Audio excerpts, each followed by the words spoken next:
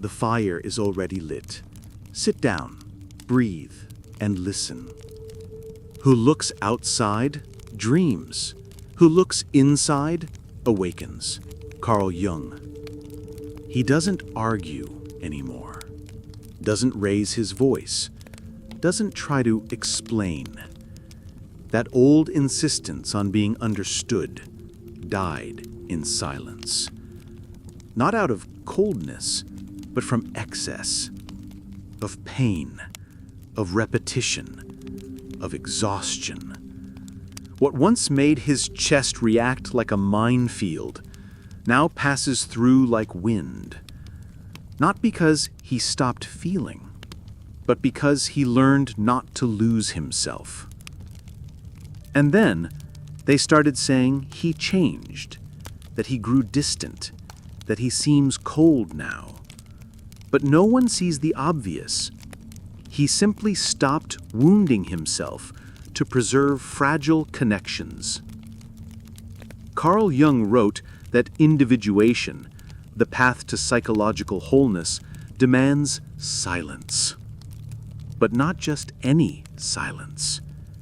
The kind that remains after the soul has screamed all it could.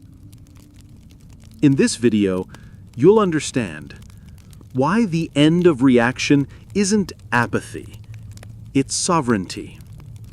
Why his withdrawal isn't abandonment, it's a boundary.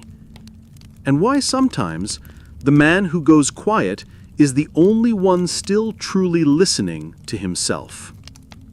There's a point in the journey when the absence of noise is not the absence of love. It's just that chaos no longer has anywhere to echo. And that night, sitting by the fire, I heard Jung say, "You do not attract what you want, you attract what you are." And he was no longer chaos. For a long time, he confused intensity with connection. He believed that feeling everything all the time was a sign of depth, that reacting meant being alive. But the truth is, he was just trying to survive. His body would react before his mind could understand. His voice would rise before reflection. His heart would race over things he can barely name now.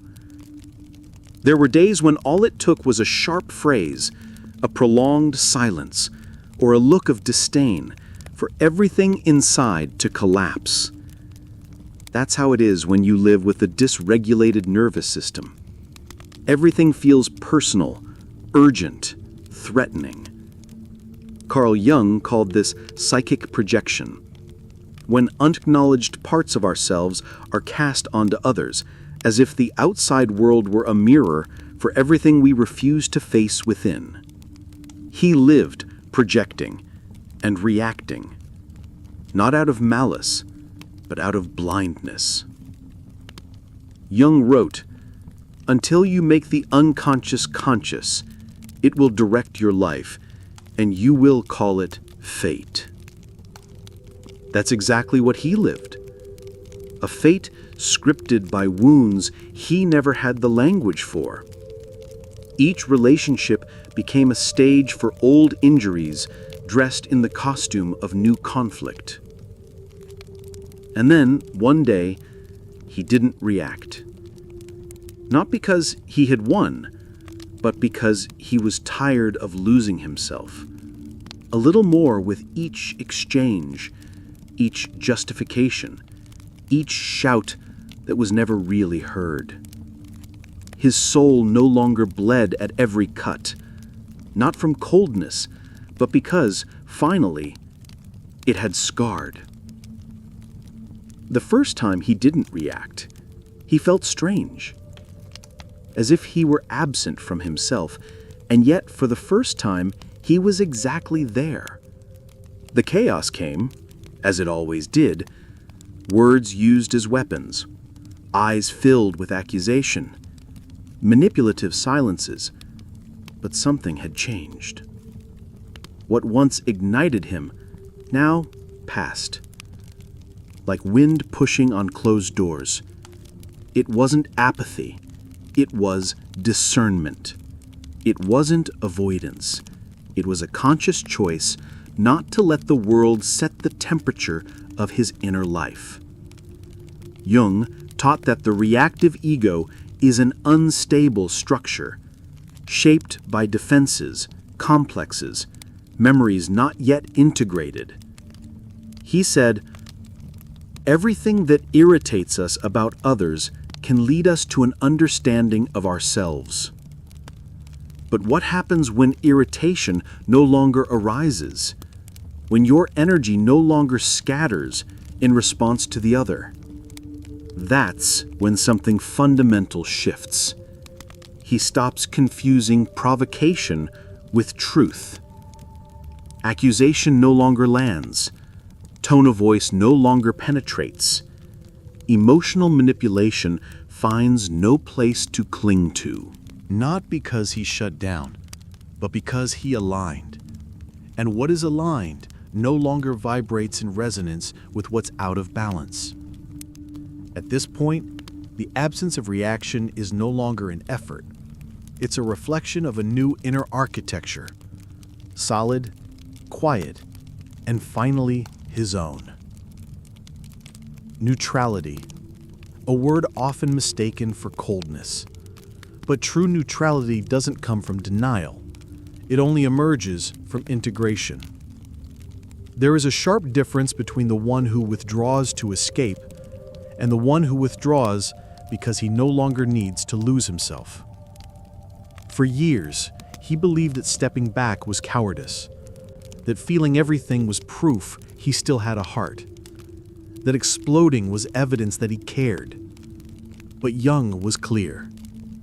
One does not become enlightened by imagining figures of light, but by making the darkness conscious.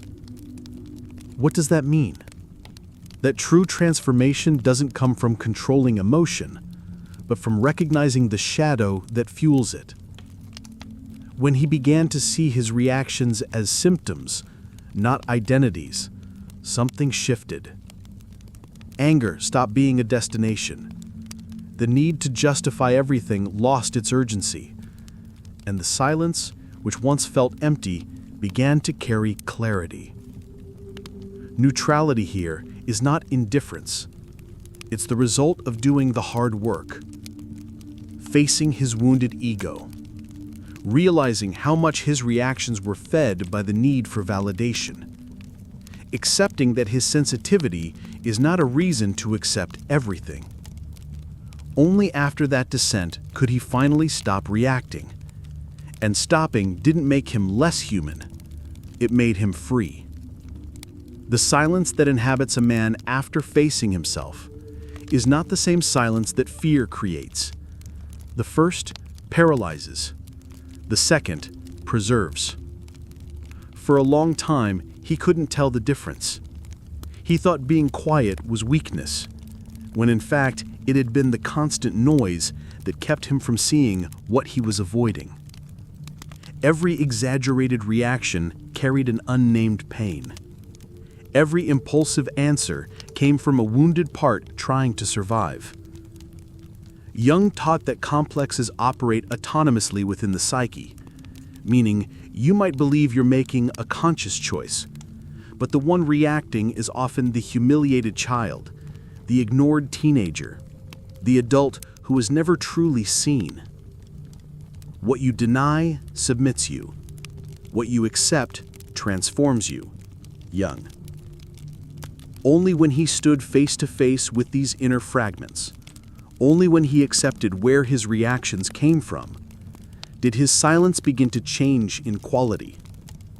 It had once been heavy. Now it was clear. It had once been defensive. Now it was grounded. This silence born from confrontation fears nothing. It needs to prove nothing. And for that very reason, it no longer answers to every provocation. For years, he spent energy trying to explain what he felt. He layered words upon words, not for drama, but out of a desperate need to be understood. But there was a pattern. The more he tried to translate his pain, the more it was minimized, dismissed, framed as exaggeration. Until he realized they weren't listening to understand, they were listening to defend. Carl Jung said that when an individual is still identified with the persona, the social mask, he becomes deaf to anything that threatens his self-image. The persona is what we present to the world.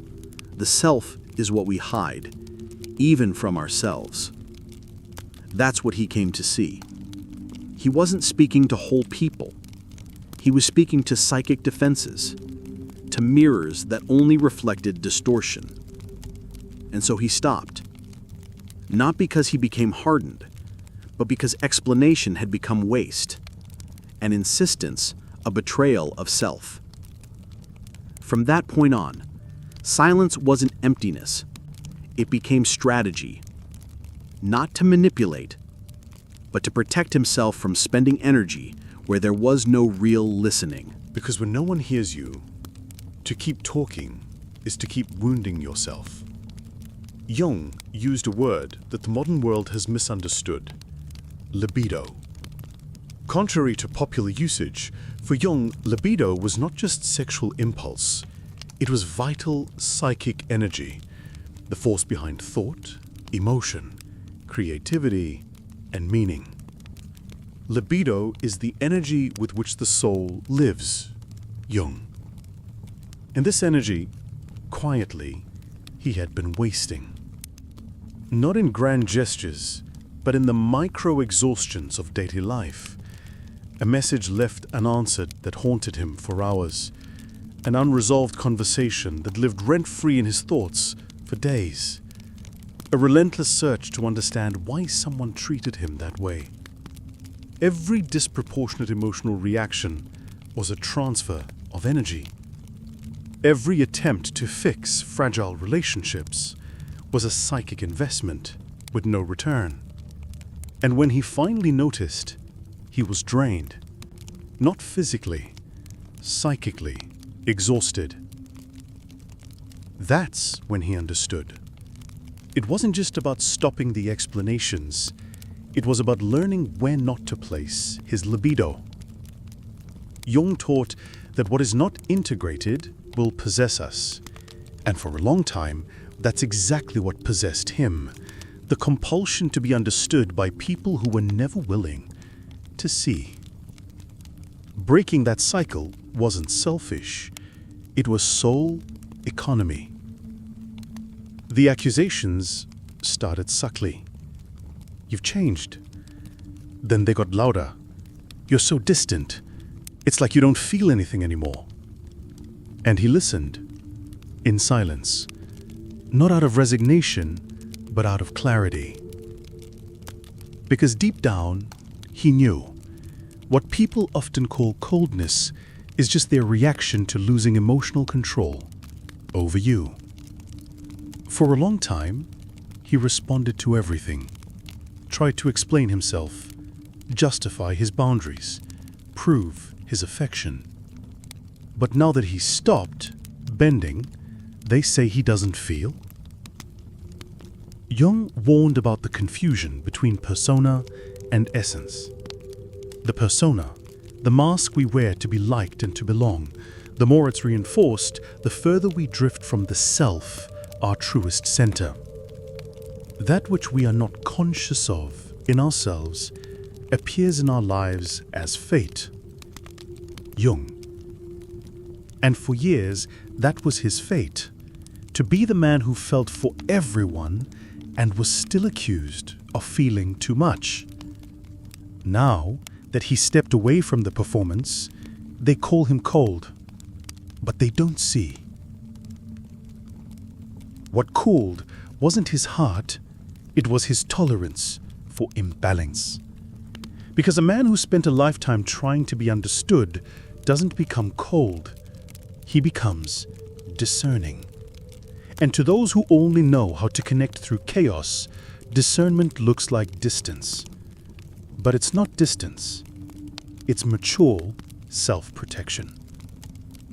Yes, he misses them. He's not pretending. The absence still weighs on some days, the memories come. But over time, one question started to bother him more than the loss itself. Does he miss them, or the version of himself he had to be around them? Jung said, the psyche fragments when we are forced to adapt to environments that deny our authenticity. Children learn early how to wear masks, and adults often forget they're still wearing them. Individuation requires the dissolution of the persona. And that's what he began to realize, that part of the pain wasn't for them, but for the character he had to play.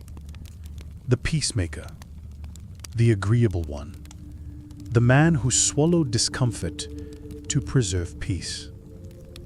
But that role came at a cost. And now that he's free of it, the nostalgia surfaces, but it's mixed with a quiet relief. Relief at not having to perform. Relief at not having to explain himself constantly. Relief at existing without translating his existence. So no, he doesn't just miss them. He's mourning the version of himself that isn't coming back. Because growth also requires this, letting go of who you were, even when that version was what made you feel accepted. He didn't withdraw from the world. He simply stopped trying to fit where there was no longer room for truth. On the outside, it looks like isolation. On the inside, it's a return. Jung called this sacra separatio, the symbolic separation of the individual from the collective. To him, the process of individuation only begins when a person has the courage to leave behind the crowd, the conventions, the expectations. To individuate is to become singular, and the price of singularity is temporary exile. Jung. This exile is not a punishment, it is a right. And he is standing at that threshold. He's not avoiding people, he's just no longer seeking validation where everything has always been negotiation. His absence is not anger, it's precision. His retreat is not coldness, it's the awareness that explaining his soul to those unwilling to listen was breaking him, so he stopped. Not out of pride, but out of sanity. And in that space that opened, strange, quiet, at times solitary, he began to hear something he had never heard before. His own voice, without a filter. There's a difference between hiding and protecting yourself. He didn't pull away to disappear. He pulled away because staying meant distorting his truth. He used to accept the emotional minimum just to keep the connection. He'd deny discomfort, tolerate subtle forms of violence disguised as normal behavior, and he called that connection. But any relationship that requires self-abandonment isn't a bond, it's a survival contract. Jung wrote that as long as the persona governs behavior, the soul remains in exile, and that only when a person recognizes the dissonance between what they live and who they are does the real work begin. What we call normal is often nothing more than a collective pact of denial. And he broke that pact. His silence today is not absence, it's protest against the exhaustion of repeating patterns, against the drain of sustaining relationships that only worked when he pretended to be okay. He didn't become a different man. He took off the mask. And what's left, deep inside, is still learning how to move through this new terrain. But even in solitude, he knows, being whole is worth more than being accepted. For a long time, he confused access with intimacy.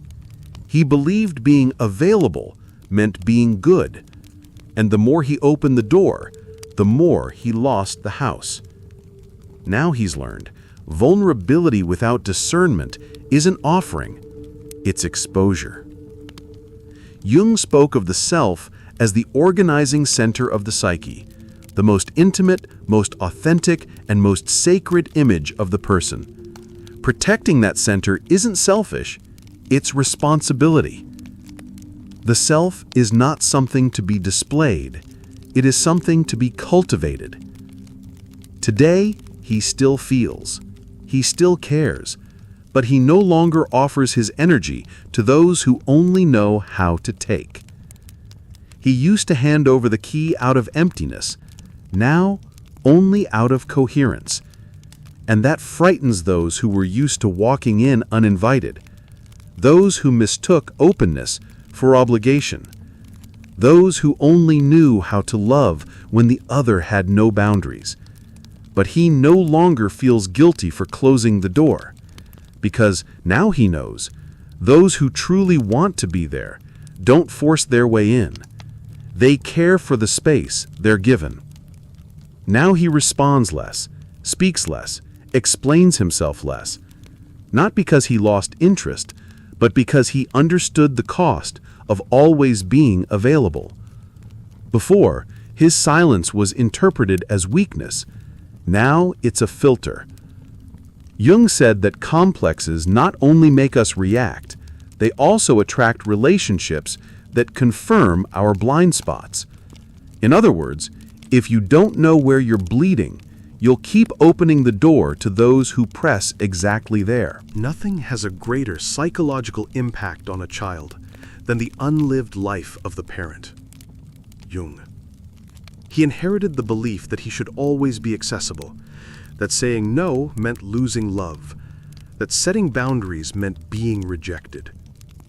But now he understands. It's not silence that pushes away the right bonds, it's lack of discernment that invites the wrong ones. Today, his silence protects him, not like a wall, but like a ritual of respect.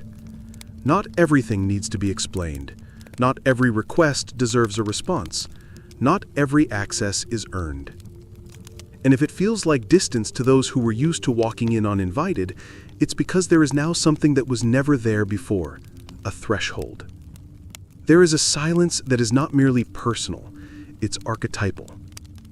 He withdraws, not as escape, but as transition, as right. The same movement appears in myth, tragedy, and in the lives of countless men who had to disappear in order to finally find themselves. Odysseus, far from Ithaca, faces his identity not among his own, but in the crossing. Nietzsche, isolated in his grief, writes what the world wasn't yet ready to hear. And Hamlet, unable to bear the falseness around him, spirals into a collapse of consciousness that either kills him or wakes him up. Carl Jung called this the dark night of the soul, a phase of separation from the collective psyche, where the individual abandons inherited roles to discover who he truly is. The privilege of a lifetime is to become who you truly are. Jung. But no one warns you about the cost, the solitude, the misunderstanding, the label cold, difficult, distant. Because when a man begins to preserve himself, he breaks with the cultural expectation that he should always be available, to serve, to hold, to carry. His silence becomes unbearable to those who only knew how to relate to his sacrificed self, and that's precisely why it's necessary. In the absence of performance, in the refusal to keep explaining what should have always been clear, he finally hears what had been buried for years, his own consciousness. This is the crossing, and not everyone survives it. That night, I understood everything. And ever since, whenever the world gets heavy, I return to the fire. He no longer needs to prove that he feels, no longer needs to dramatize what was never heard, no longer tries to uphold bonds that only existed while he erased himself. He simply returned. Not above, not distant, he returned inward. Jung said that true integration is not the extinction of the shadow, but the recognition that it belongs. You don't become whole by being perfect. You become whole by embracing who you are. Jung. And now he knows. What some call indifference is often just presence without subservience. What some call coldness is simply the exact temperature of someone who no longer pretends. What some call withdrawal is just the place where he can finally breathe. He didn't disappear. He just stepped off the stage and stopped performing. Because there comes a point in the journey where reacting no longer makes sense, nor explaining, nor begging to be heard. At that point, you're no longer fighting to be understood. You're living fully and in peace. See you soon.